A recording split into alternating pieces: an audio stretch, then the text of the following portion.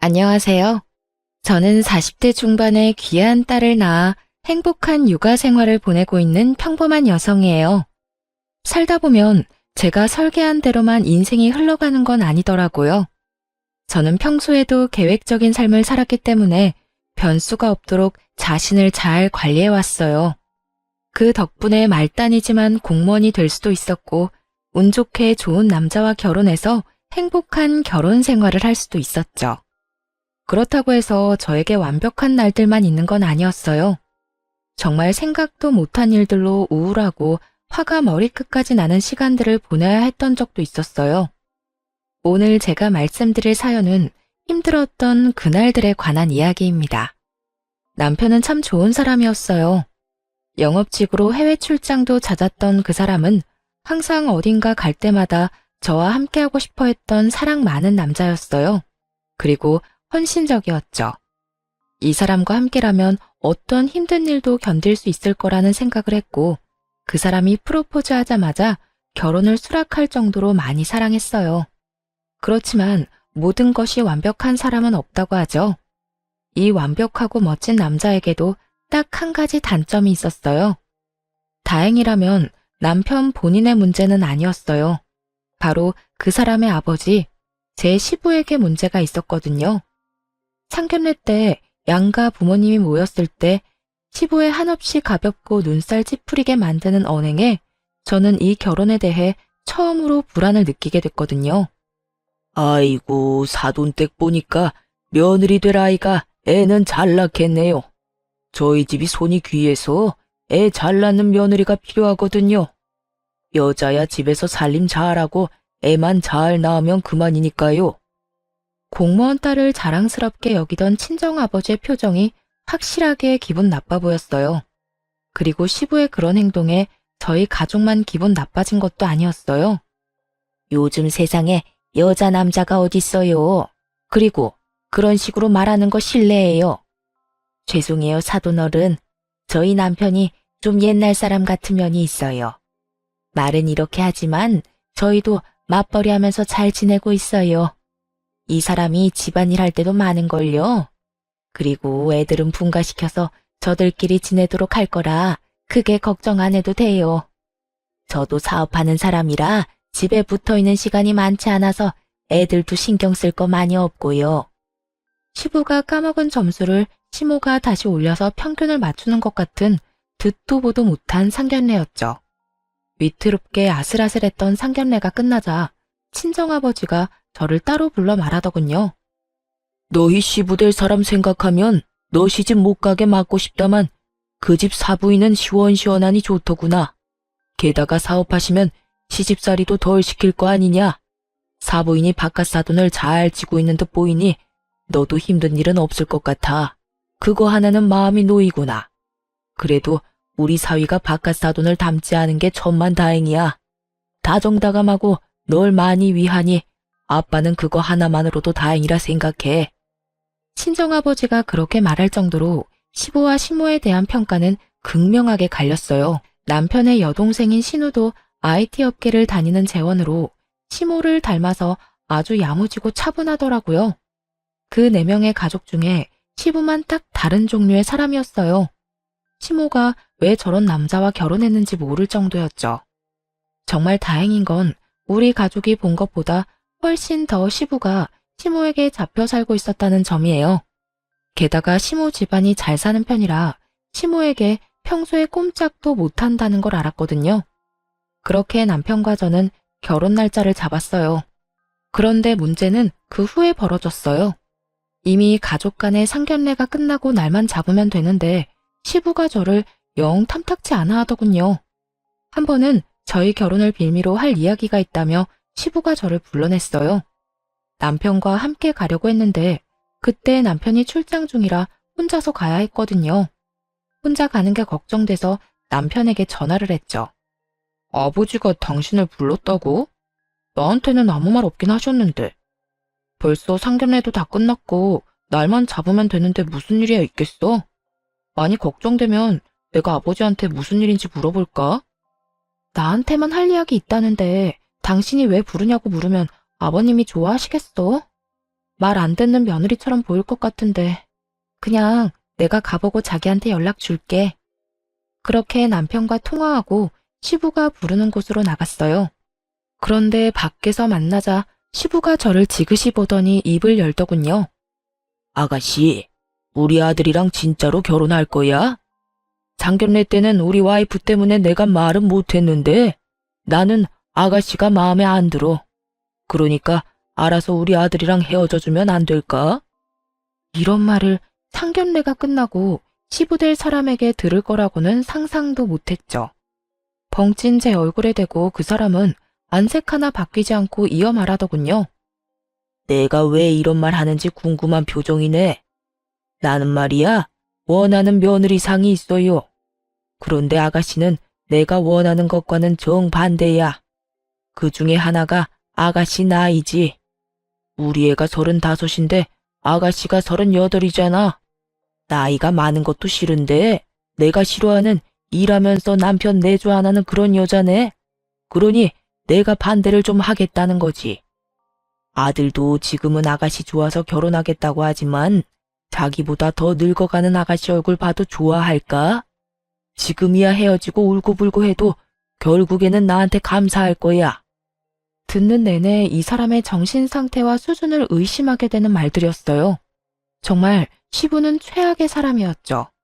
그렇다고 여기서 물러설 생각은 없었어요. 이 사람만 빼면 저한테 호의적이고 좋은 사람들 뿐이니까요.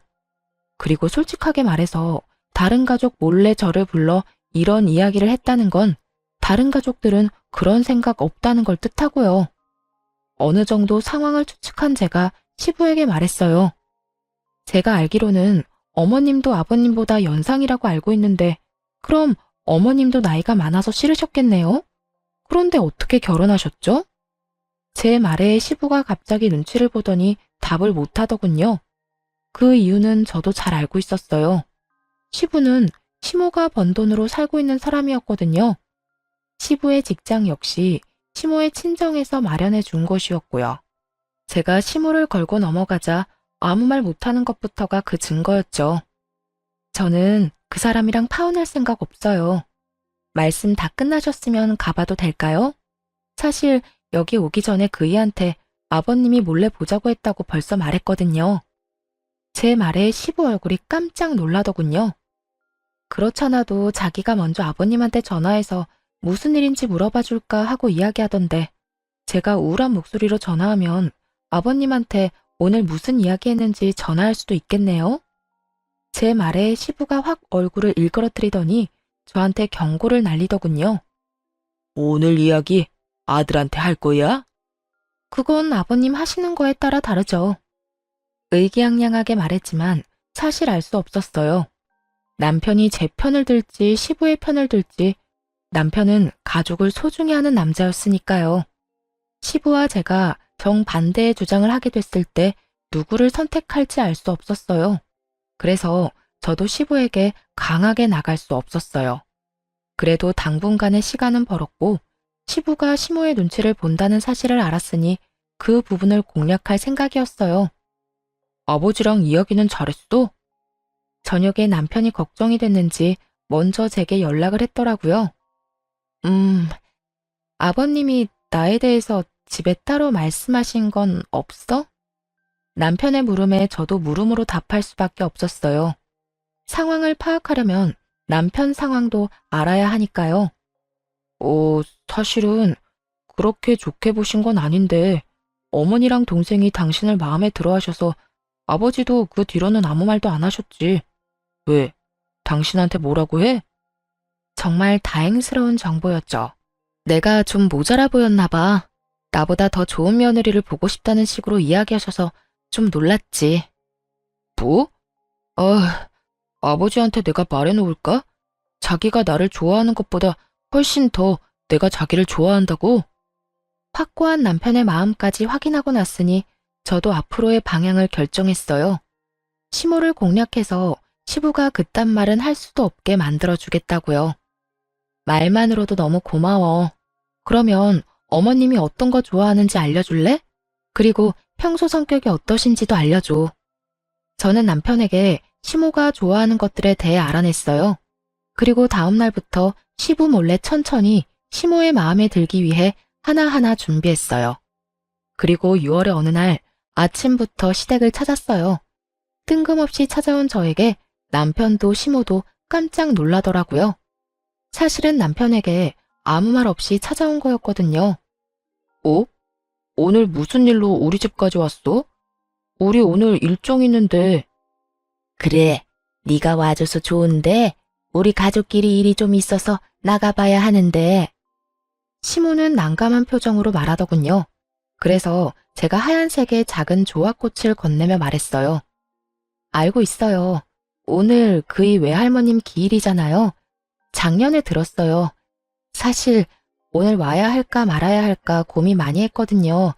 그래도 저희 이제 상견례까지 했고 곧 가족 되는데 이런 행사에는 빠지면 안 될 것 같아서 이렇게 연락도 없이 불쑥 찾아뵙게 됐어요.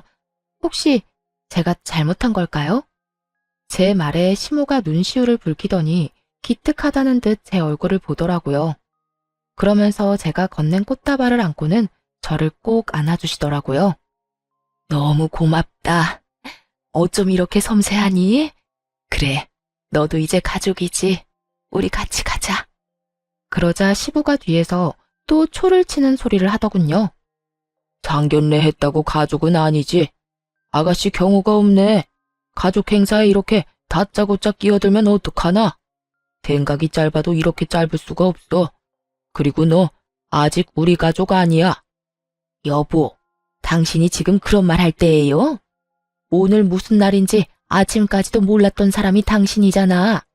우리 엄마 기일이라고 내가 며칠 전에도 이야기했어요. 그런데 아침부터 늦잠 자고 잊어버리고 말이지. 새아가 밥만 좀 본받아요. 아직 결혼도 안 했는데 상견례 했다고 벌써 시댁 외가 챙기는 기특한 며느리야. 당신 저번에 상견례 할 때부터 이상해? 대체 얘가 뭘 했다고 이렇게 매번 딴지를 걸어요? 아니, 그렇게 치면 당신이 제일 이상하지. 집에 사람을 들이는 일이야. 한번 보고 뭐가 그렇게 마음에 들어? 집에 사람이 드는 일이니까 좋은 거죠. 이렇게 세심하게 사람 챙기는 며느리가 많을 것 같아요? 게다가 공무원이라는 직업도 안정적이죠. 우리 아들 좋아하지. 집안 행사에 알아서 참여도 잘하지. 대체 뭐가 그렇게 못마땅하다는 거예요? 당신이 그럼 이야기 좀 해봐요. 이 며느리 어디가 그렇게 마음에 안 드는지. 시모는 아예 눈에 쌍심지를 켜고 시부를 바라보더군요. 그런 시모 눈길에 시부는 꼼짝도 못하더군요. 버벅거리며 한다는 핑계도 참 웃겼어요. 아니, 저렇게 괜찮은 며느리감이 왜 여태 시집도 안 갔나 싶어서 말이지. 어딘가 문제가 있으니까 시집을 여태 못 갔을 거 아니야? 그 생각 때문에 걱정이 많아서 그래. 우리 아들이 얼마나 괜찮은 놈인데 더 좋은 며느리 데려올 수도 있으니까. 당신이 며느리 데리고 살 거예요?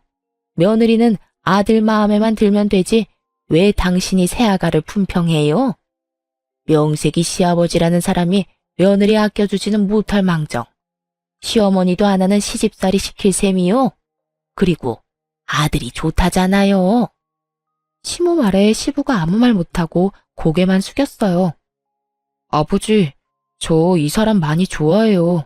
그러니까 이제 그만 허락해 주세요. 제가 이 사람 좋아하게 된 이유 중에 하나가 엄마랑 많이 닮아서거든요. 몇 년 만에 공무원 합격할 만큼 노력하는 사람이기도 하지만 엄마처럼 정도 많고 주변 사람 잘 챙기는 사람이에요. 부지런해서 하나부터 열까지 자기 손으로 해내려는 욕심 많은 사람이기도 하고요. 엄마랑 정말 닮아서 보고 있으면 도와주고 싶고 함께 해주고 싶고 걱정해주고 싶은 사람이거든요. 남편의 그 말이 체크메이트였어요. 시모의 눈동자가 반짝반짝해졌거든요. 그렇지 않아도 며느리 행동에 감동을 느낀 차였는데 아들이 그런 며느리가 자기랑 똑 닮았다며 그래서 잘해주고 싶다는 이야기를 들으니 시모 기분이 엄청 좋아졌어요. 그리고 시모의 기분이 좋아짐과 동시에 시부에게는 외통수였어요. 아들이 데려온 여자가 엄마를 닮아서 좋다는데 거기서 안 된다고 하면 엄마 닮은 여자 싫다고 하는 꼴이잖아요. 시모 능력으로 다른 사람들보다 배는 편하게 사는 시부가 시모의 심기를 거스를 생각은 할 수도 없었던 거죠. 그렇게 저는 저를 눈의 가시처럼 생각하는 시부의 방해에도 불구하고 남편과 무사히 결혼할 수 있게 됐어요. 시모와 신우의 전폭적인 지지 아래에 말이죠. 그런데 결혼을 하고 나니 궁금한 게 생기더라고요. 시부는 도대체 왜 저를 그렇게 싫어했을까? 그 이유를 모르겠더라고요. 저한테 말한 걸 보면 나이가 많다, 일을 하기 때문이다, 이런 어이없는 이유를 댔잖아요. 그게 진심이라는 생각은 안 했거든요. 그래서 남편에게 슬그머니 물어봤어요. 저기, 우리 결혼 전에 아버님이 나 싫어하신 적 있잖아. 혹시 아버님이 왜 나를 별로 좋아하지 않았는지 당신은 혹시 알고 있어? 그거? 사실은 우리 아버지 엄청 가부장적인 집안에서 크셨거든. 남자는 하늘, 여자는 땅, 이런 집안. 게다가 그런 집에 독자로 태어나셨으니 그런 사상이 몸에 배어 있어. 근데 어머니가 사업하면서 돈도 잘 버시잖아. 워낙 어머니가 잘 나가니 억눌려서 더 그런 거지. 당신이 어머니처럼 잘 나갈 것처럼 보이는 게 싫었던 모양이야. 남편 말을 들으니 더 의아했어요. 그런 사람이 그 시대에는 그렇게 드물다는 직업 있는 신여성이랑 어떻게 결혼을 한 거야? 누가 봐도 순종적이고 의존적인 여자랑 결혼하실 것처럼 보이는데 나한테도 남편 내조 안 할 것 같다고 일하는 며느리 싫다고 하셨거든. 아버지가 학교 졸업하기 직전에 할아버지랑 할머니가 돌아가시는 바람에 가세가 많이 기울었대. 그때 취직한 곳이 우리 외갓집에서 운영하는 업체였고 거기서 두 분이 만나서 연애 결혼하셨다고 하더라고. 그래서 아버지한테는 어머니 집안 분위기 자체가 완전 정반대라 많이 눌려 사신 것 같더라고. 나는 솔직히 이해는 안 가지만 어린 시절을 떠받들며 살아오셨는데 여자에게 사업을 할 수 있도록 해줄 만큼 개방적인 외가 집안 분위기가 안 맞아서 그런 것 같아. 그러니까 당신이 이해 좀 해줘. 가만 보니 시부의 콤플렉스 때문에 애꿎은 제가 미움받는 것 같더라고요. 제가 시모와 그런 면에서 많이 닮은 탓에 그 콤플렉스를 건드린 모양이고요. 어쨌든 그 뒤로 시부는 저를 그런 얼토당토 않은 이유로 건드리지는 않았어요. 게다가 시모가 항상 바쁜 탓에 저희는 시댁에 자주 가보지도 못했고 제가 가끔씩 점심시간에 시모와 약속을 잡아 시부 없이 시모와 남편 이렇게 셋이서 식사를 하는 경우가 더 많았죠. 그렇게 별 문제 없이 지내는 것 같은 저희 부부에게도 문제는 있었어요. 바로 2세 문제였죠. 결혼이 결정된 뒤부터 제 나이를 고려해 자연 임신을 하려고 그렇게 노력을 했어요. 그런데 1년이 넘도록 임신이 안 되더군요. 솔직히 저는 제 탓이 아닐까 하는 생각을 했어요. 일단 나이가 제가 더 많잖아요. 게다가 38이라는 늦은 나이에 결혼을 하기도 했고 그래서 초반에 병원에 가자는 이야기를 남편에게 못하겠더라고요. 그런데 도저히 안 돼서 병원을 예약했어요. 난임센터를 방문하기로 결정하고 예약일이 다가오는데 남편의 갑작스러운 해외 출장이 잡혔어요. 이번에는 문제가 생겨서 가는 출장이라 어쩔 수 없이 꼭 가야 한다고 하더군요. 그렇게 저 혼자 예약한 병원으로 향했죠.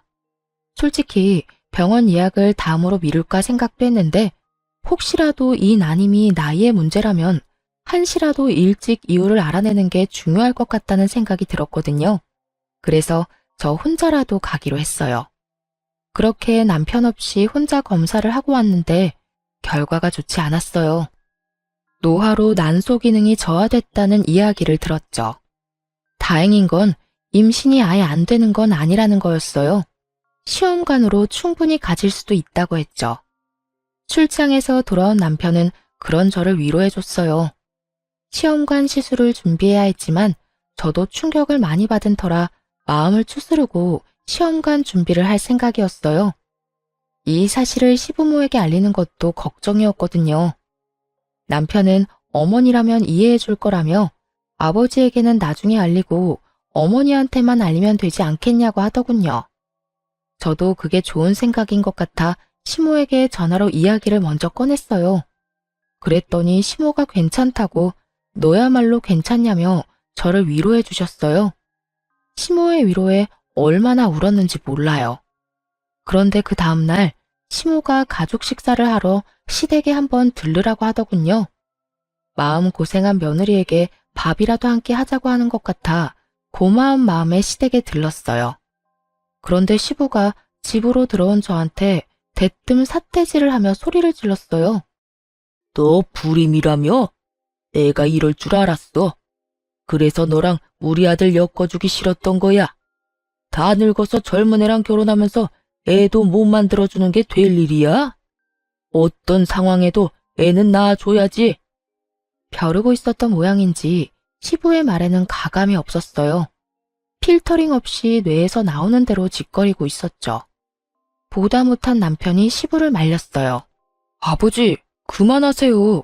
제 와이프한테 무례하게 굴지 마시라고요. 그리고 불임이 아니라 난임이에요. 저희 시험관 하기로 이미 결정했고 준비 중이라고요. 아이고, 늙은 난자가 퍽이나 도움이 되겠다, 응? 넌 왜 이렇게 속이 없어? 도대체 이런 여자 어디가 좋단 말이냐, 응? 세상에 놀리고 놀린 게 여자야. 젊고 더 예쁘고 싹싹한 애가 놀렸는데 왜 저런 늙기만 하고 당돌한 애를 며느리감으로 데려왔어? 이참에 이혼해라. 우리 집안이 어떤 집안이야? 대를 못 잇는 건 말이 안 되는 거지. 여보, 도대체 새아가한테 무슨 말을 하는 거예요?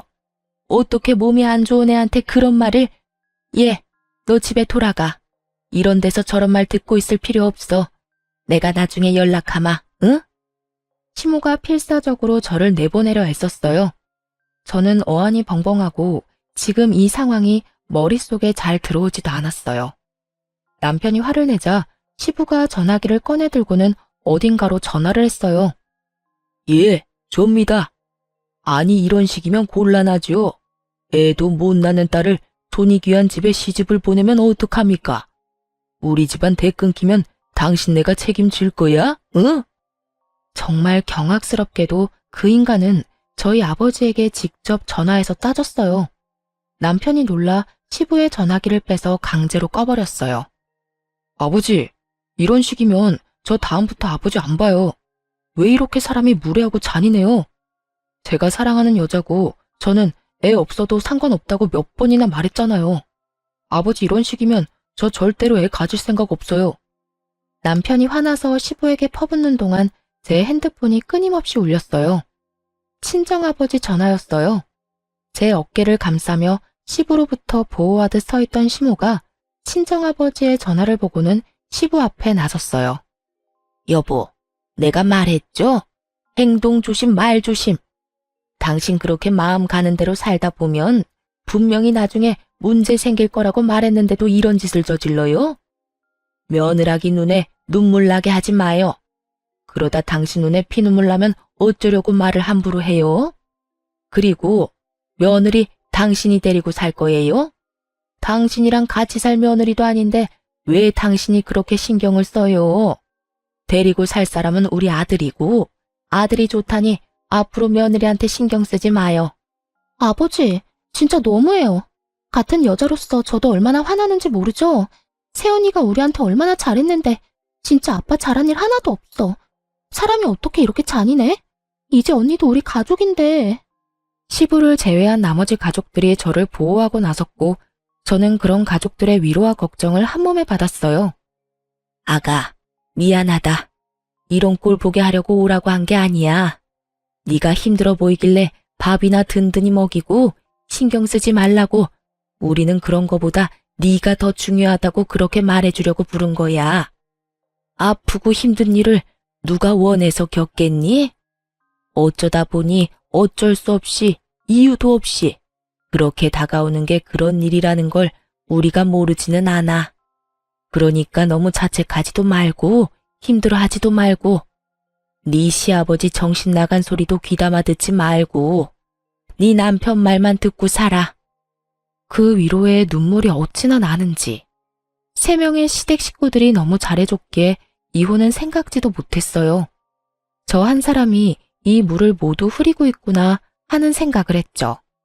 그리고 속으로 언젠가 저 뺀질거리는 얼굴에 한 방 먹을 날이 오기만을 빌었죠. 그 뒤로 시모와 남편의 배려로 저는 시부와 만나지 않게 됐어요. 그런데 얼마 지나지 않아 시부와 자리를 함께할 일이 생겼어요. 바로 신우의 상견례 자리였죠. 남편도 미안하다며 조용히 밥만 먹고 오자고 이야기했었어요. 그런데 그날 완전 엄청난 문제가 생겼어요. 그것도 시부의 입방정 때문에요. 사실 가서도 시모는 제가 시부와 조금이라도 같이 있거나 가까이 있지 못하도록 만들어줬어요. 그래서 시부가 저에게 시비를 걸지도 못했죠.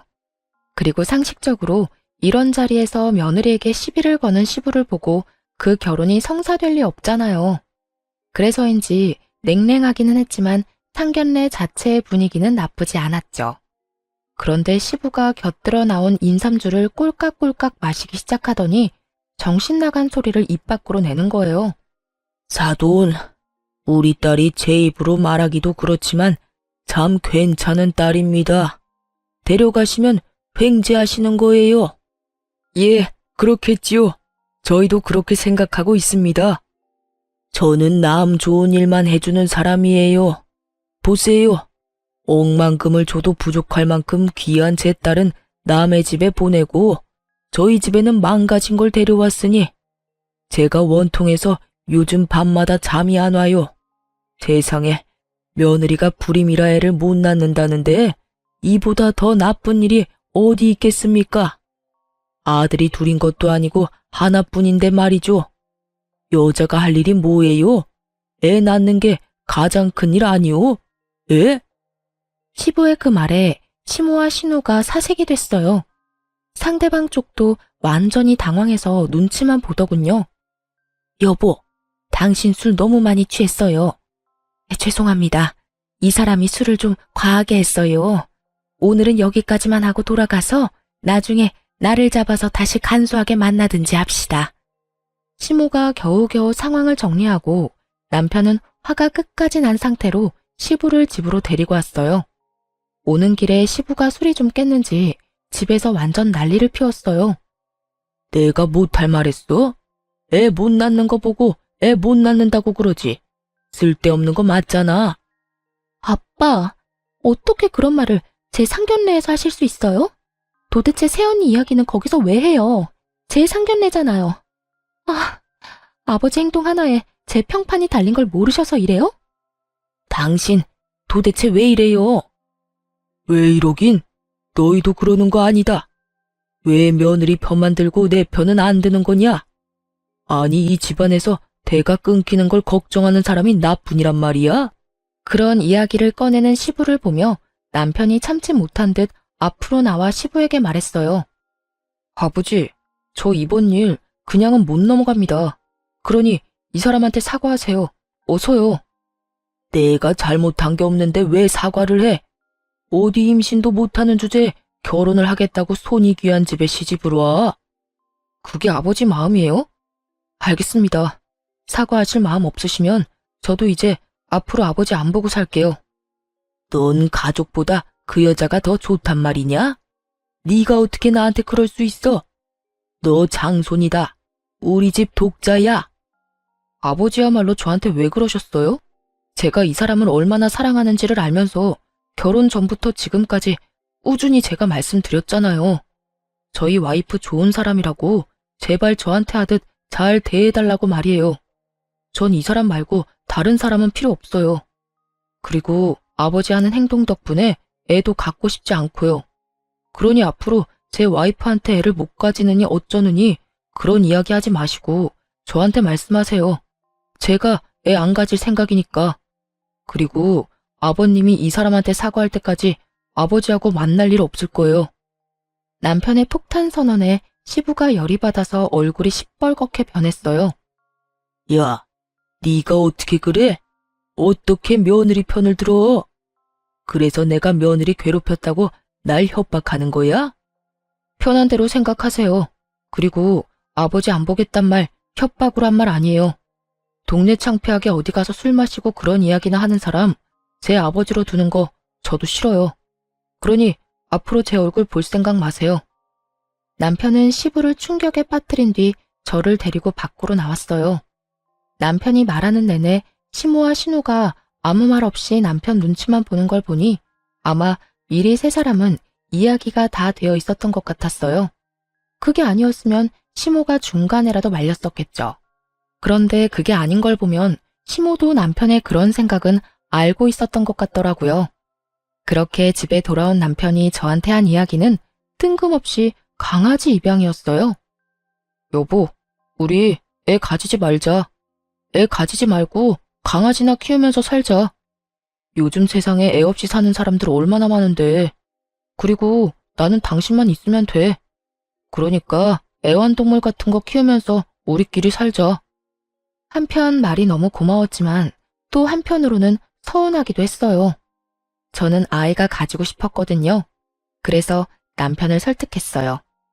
아버님한테 화난다고 아이를 안 가지는 건 아닌 것 같아. 우리 시험관 해보자. 나 이대로는 정말 분하고 원통해서 못 살 것 같아. 할 수 있는 데까지 해보고 안 생기면 그렇게 해. 딱 2년만. 그래도 안 생기면 우리 운명이라고 생각하고 받아들이고.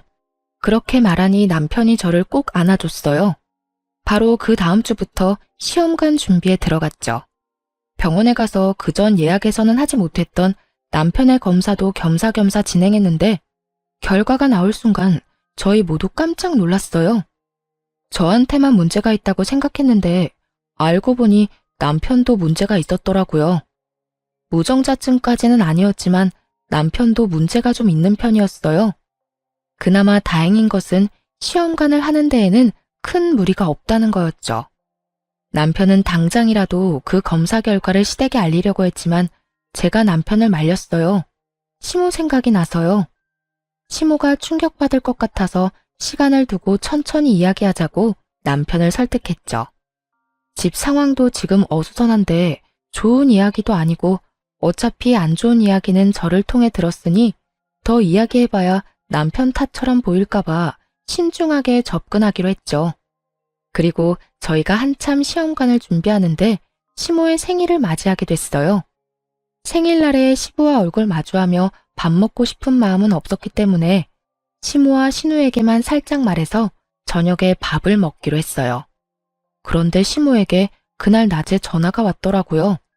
다급한 목소리로 남편과 저를 찾는 것을 보아하니 분명 무슨 일이 생긴 것이 틀림없었죠. 얘, 집에 좀 빨리 와봐라. 세상에, 지금 난리도 아니야. 나 어떻게 해야 될지 모르겠어. 네가 와서 이 사람들 좀 말려봐. 시댁으로 황급히 달려갔더니 집안이 초토화가 되어 있었어요. 거기에 있던 것은 신우 상견례 때 보았던 예비 사돈 어른이었어요. 상견례 자리에서 큰 소리 뻥뻥 치더니 이보시오. 당신이 누구 욕할 처지야? 검사 안 해봤으면 어쩔 뻔했냐고. 이게 뭔가 싶었는데 신우는 옆에서 울고 시모는 그런 신우를 보호하듯 서 있었어요. 그리고 시부는 완전 당황한 채로 서 있었죠. 돌아가는 상황을 보니 신우에게 문제가 있던 모양이었어요. 그런데 갑자기 쳐들어와 이런 무례라니 우리를 얼마나 우습게 본 건지 짐작도 안 가더라고요. 아니, 검사 결과가 잘못된 거 아닙니까? 내 딸이 그럴 리 없어요. 그럴 리가 없기는 검사 결과가 거짓말일 리가 없잖아. 아니, 어떻게 애도 못 낳는 여자를 들이밀어? 난 이 결혼 절대 허락 못해. 애 낳는 게 여자 할 일이라던 당신이 설마 이러고도 우리 애한테 당신 딸 들이미는 건 아니겠지? 우리 집안이 대를 잇는 게 얼마나 중요한데 사돈 될 사람 앞에서 며느리 욕하는 거 보고 혹시나 싶어 검사했는데 말이야. 될 수가 없으려니까. 그만하세요. 여기서 한마디만 더 모욕적인 말씀하시면 경찰 부를 거예요? 무슨 말하고 싶은지 아니까 여기서 그만하고 돌아가세요. 제가 그렇게 말하자 그 사람도 저를 째려보더니 나가더군요. 한시름 놓는데 시부가 신우 손목을 끌어당기며 말하더군요. 네가 불임이라고? 거짓말일 거야. 병원 한번 가보자. 다시 검사해야 할 거 아니냐? 시부 행동에 신우는 더 울고 시모가 완전 열받았는지 시부 앞에 허리에 손을 척 얹고 서서 소리쳤어요. 이제 속이 시원해요? 저 사람이 여기 와서 행패 부린 거 다 당신 탓이야. 상견례 자리에서 그렇게 며느리 욕을 하는 무례한 행동을 서슴없이 했으니 상대방도 우리를 깔본 거잖아요. 내가 누누이 말했죠.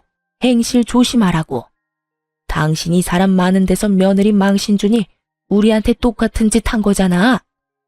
왜 나한테 그래? 내가 뭘 어쨌다고? 지금 이럴 때야? 날 검사 다시 하러 가야지. 한 번 했으면 됐지. 애한테 또 상처 줄 셈이에요? 머리라는 게 달려있으면 생각을 좀 하고 살아요. 검사 다시 해서 어떡하려고요? 확인을 해야지. 확인해서 뭘 어쩔 건데? 확인 사살시키려고? 그만하세요. 아버지, 이렇게까지 저를 비참하게 만들 셈이에요? 아버지가 무슨 생각하고 있는지 알겠어요. 여태 올케 언니한테 하던 막말을 저한테 하고 싶은 거겠죠. 저 지금 아버지 얼굴도 보고 싶지 않아요. 내가 누누이 말했죠? 남의 눈에 눈물 나게 만들지 말라고. 옹졸한 마음으로 며느리 눈에 눈물이나 나게 만들더니 결국은 제 딸한테 피눈물 나게 만든 게 당신이야. 왜 입방정을 떨어요? 당신이 상견례에서 그딴 말만 안 했어도 저 사람들이 이런 식으로 난동 피울 일은 없었지. 그렇게 시모가 화내고 있는데 남편이 신우를 달래며 그렇게 말하더군요. 요즘에 난임이라는 거 불치병 아니야. 내가 병원 가서 알아봤거든. 그리고 나도 검사 결과 안 좋았어. 신우를 달래려고 하는 그 말에 시부가 뜬금없이 눈에 불을 켜더니 시모를 쳐다보며 손가락질을 하며 큰 소리를 쳤어요. 가만 보니 당신이 잘못한 거네. 어떻게 문제 있는 자식들만 낳아서 나를 이렇게 비참하게 만들어? 지금 당신 무슨 말을 하는 거야? 이 미친 인간아. 뭐? 나 때문? 애는 혼자 낳아. 내가 혼자 만들었어? 너 반, 나 반이야. 이 인간이 어디서 남 탓을? 그럼 그게 내 탓이겠어? 옆엔 내가 일이나 한답시고 나돌아다니니까 애들이 이렇게 하자가 생긴 거야. 내가 처음부터 그런 생각 들었지. 당신이 이렇게 문제 있는 자식을 만들 줄 알았으면 당신 안 만나고 그때 만나던 여자 계속 만났을 거야. 이 사람이 정말 보자 하니까 그럼 그 여자 만나러 가요. 지금이라도 자식 낳아줄지 누가 알아? 그렇게 시부는 그동안 억눌렸던 자신의 콤플렉스를 거의 대부분 쏟아냈어요. 시모는 그 소리를 듣고 참지 않았지만 그렇다고 시부 일자리까지 어떻게 하지는 않았어요. 시부는 시모의 친정에서 운영하는 곳에서 일하고 있었거든요. 그것도 시모가 꽂아준 곳이었죠. 곧 은퇴라는 걸 알고 있었으니 분란을 만들고 싶지 않았던 것 같아요. 은혜도 모르고 시모에게 네 잘못이라며 말하는 시부를 보니 참 갈 때까지 갔구나 싶었어요.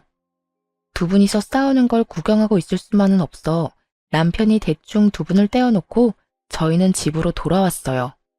남편은 그 뒤로 진짜로 시부와 연락을 끊었고 신우도 연락을 하지 않는다고 하더군요.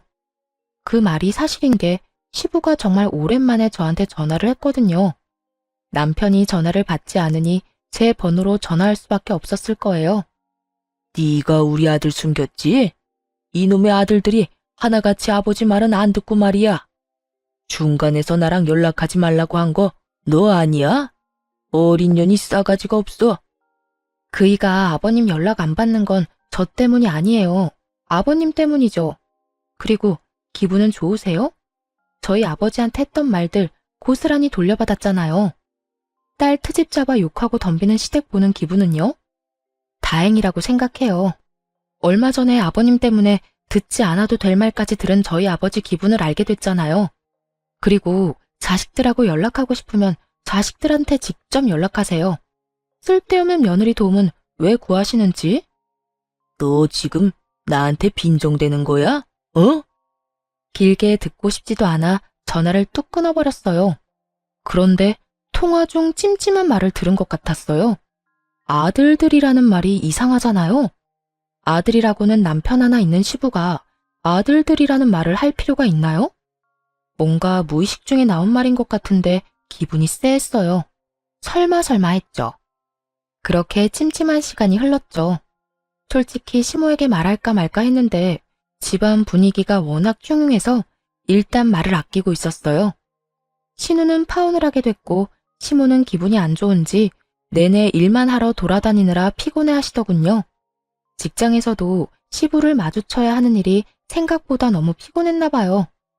그렇게 몰래 점심시간에 나와 저랑 식사를 하며 마음을 추스르고 있는데 한 남자가 저와 시모가 있는 테이블로 오더군요.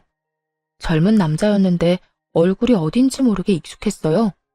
그런데 그 사람이 시모에게 서류 봉투를 하나 주고 갔어요. 뭔지 물어봤지만 대답도 없이 가길래 저희 둘이서 봉투를 뜯었죠. 그런데 거기에는 유전자 검사지가 있었어요. 아버지와 아들로 보이는 사람의 검사지인 것 같더군요. 그 봉투 안에 USB가 같이 들어가 있었어요. 저는 잠시 생각하다가 시모에게 한마디 했어요. 어머님, 사실 이 이야기는 안 하려고 했는데 저번에 아버님 화나서 저한테 전화하셨을 때요. 저한테 말 실수인지 이놈의 아들들이 하나같이 말을 안 듣는다는 말을 한 적이 있거든요. 아버님 아들이 남편뿐인데 들이라는 말을 들어서 물론 제가 잘못 들었을 수도 있는데 혹시나 해서 말씀드리는 거예요. 아들들? 아까 그 젊은 남자 내가 이상하게 얼굴이 익숙했다고 느꼈는데 일단 아가, 넌 식사하고 천천히 들어와. 나는 바쁜 일이 생각나서 먼저 일어나 보마. 그렇게 집에 오고 나서 며칠 지나지 않아 신우가 저희 집으로 찾아왔어요. 아가씨 어서 와요. 몸은 좀 어때요? 신우가 저희 집에 찾아온 것이 저와 동변상련의 아픔을 나누고자 온 것 같아서 저도 신경을 많이 썼거든요. 그런데 그게 아니었어요. 언니, 큰일 났어요. 저희 집 이제 진짜 되돌릴 수 없게 돼버렸어요. 무슨 일인데 그래요? 혹시 그 사람이 또 쳐들어왔어요? 아니요, 그게 아니라 엄마가 아빠한테 이혼하자고 소짝 날렸어요.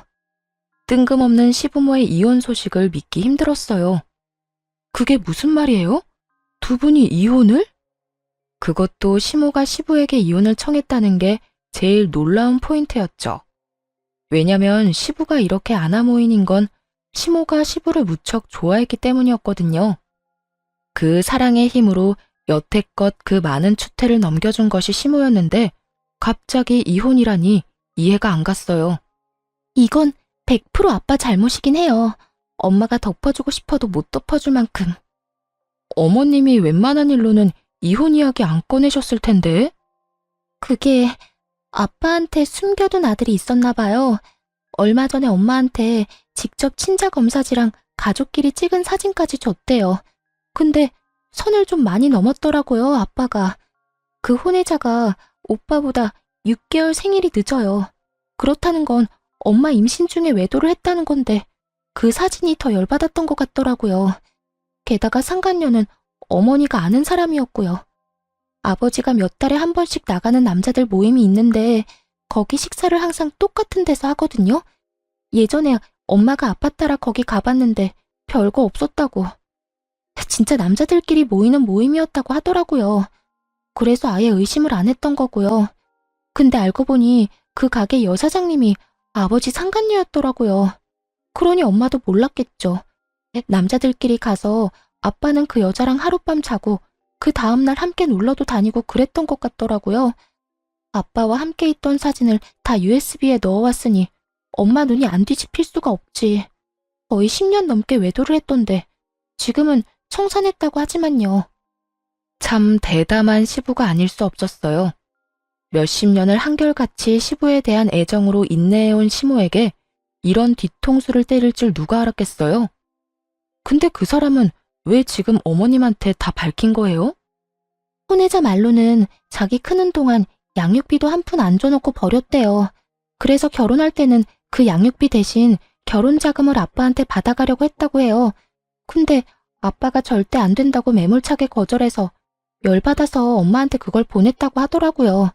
그리고 자기는 이제까지 아빠 없이 컸으니 지금이라도 소송해서 아빠 되찾겠다고 저러니 엄마 입장에서는 곤란한 거죠. 이야기를 들을수록 머리가 아파왔어요. 그래서 어머님이 이혼 이야기 하신 거네요. 엄마가 뭐라는 줄 알아요? 아무데나 씨 뿌리는 바람둥이보다 씨 없는 순정남이 낫다고. 앞으로 아들 며느리 딸한테 그 지조 없고 더러운 생식 능력 자랑하지 말고 입 다물고 이혼 준비나 하라고 했어요. 시부가 그렇게나 중요하게 여기던 씨 때문에 결국은 이런 사달이 났으니 그 뒤로 어떻게 됐냐고요? 아주 지옥이었죠, 시부에게. 그 혼의 자식이 진짜로 친자 소송하는 바람에 시모는 시부와 빠르게 손절하고 이혼했고 시부는 위자료 내고 재산 분할은 거의 받지 못했다고 하더군요. 시모나 시부 이름으로 된 재산이 없었거든요. 거의 대부분이 재단 이름으로 되어 있어서 재산 분할 대상에 들지 않은 것 같았어요. 살고 계시던 집도 시모 친정오빠 이름으로 되어 있어서 뺏기지 않았다고 하더군요. 결국 개털된 시부가 혼외자를 찾아가 내가 네 아빠다 하고 말했지만 그 혼외자가 끈떨어진 시부를 좋아한다고 말할 리 없잖아요. 알고 보니 시부를 철저히 고립시키려고 소송 진행했던 거고 한창 소송 중에 시부 이혼했다는 이야기에 취하했다고 합니다. 결국 친아들이 친자 확인 소송을 안 하니 부양의 의무도 사라져 중간에 붕 뜬 거죠. 시부가 찾아갔는데 여태 무시하며 남으로 살았으니 앞으로도 남으로 살았으면 좋겠다며 버렸다더군요. 시부는 와이프와 자식들에게 모두 버림받은 데다가 직장마저 은퇴한 직후라 돈도 못 벌고 단기 알바로 근근히 먹고 산다고 하더군요. 대가 끊어질까봐 며느리에게 모진 소리, 못된 행동하던 시부가 그 대를 이어줄 자식들에게 모조리 버림받은 걸 보니 속이 시원하더군요. 대를 이을 가족이 있으면 뭐 하나요? 자신의 되먹지 못한 언행으로 몸조리 나가 떨어지게 만들었으니 결국 이제는 혼자 주변에 아무런 가족도 없이 쓸쓸히 노후를 맞게 됐잖아요. 늙은 후에 보면 자신이 걸어온 길이 보인다고 하죠. 시부의 현재를 보니 시부가 어떤 길을 걸었는지 정확하게 보이더군요. 시부가 시모에 의해 버림받고 남편과 신우는 시부를 찾지 않았어요. 다만 우리들끼리 찾은 이 안정과 평화를 지키는 쪽을 택했죠. 저와 남편은 어렵게 시험관으로 아이를 낳았고 신우는 그때의 남자와 헤어지고 다른 남자와 결혼해 저희처럼 시험관 시술을 준비 중이에요.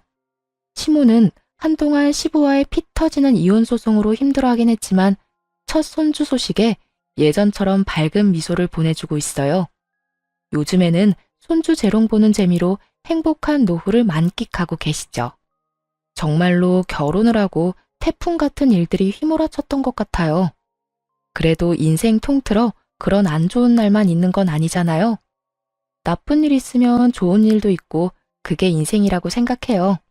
여러분들의 많은 생각을 댓글로 남겨주세요. 지금까지 제 긴 사연 들어주셔서 감사해요. 다들 행복하세요.